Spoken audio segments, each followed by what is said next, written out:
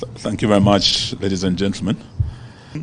In parts of the country and the mayhem currently underway in Sondu. While the latest eruption of insecurity at the border of Kisumu and Kericho County, where scores of people have been killed and many injured in Sondu, huge sections of the country are actually under siege. Al-Shabaab is having a field day, killing our people, including soldiers in Lamu and in far-flung areas like Wajir and Mandera. Insecurity also continues to rage in sections of the North Rift, causing significant pain and loss of life. Let's make no mistake, the violence and mayhem in Sondu is not an ordinary disagreement between villagers. Big names are behind this violence. They include leaders and politicians from neighboring counties and in the national government. We view these latest incidents in Sondu as part of a long, off-and-on history of violence instigated by politicians who have on numerous occasions incited the different communities against each other and local leaders who have been implicated in these activities. The apparent bias, indifference, and helplessness of security officers in the area, as violence has raged on, clearly indicate that big names are behind the fighting and the mayhem in Sondu.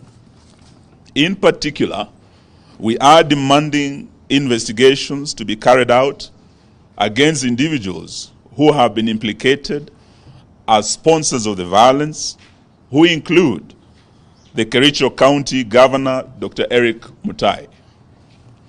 These leaders must abandon the expansionist tendency through which they are seeking to extend the boundary of Kericho County with a view of claiming Sondu town. We are convinced that this violence is being sponsored by local politicians who have set their claim on part of Kisumu County during the envisaged boundary review that is coming soon. We strongly condemn the senseless murders prevailing in Sondu. We are also concerned over the mistrust that this violence is breeding between residents that is now taking a political dimension. We wish to assure the innocent residents of Sondu from either side of the border that we are in solidarity with them. We urge the residents to put down their arms and to embrace each other as brothers and sisters who have lived alongside each other for years. We are also appealing to the residents to resist and reject those inciting them to acts of violence and lawlessness that brings no value to the actors and the victims. We are calling on the government to immediately bring the violence to an end and to provide round-the-clock security to the residents of this area.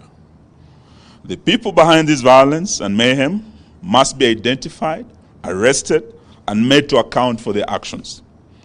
We are concerned over the negative impact of this violence on livelihoods and economic activities in the area. Consequently,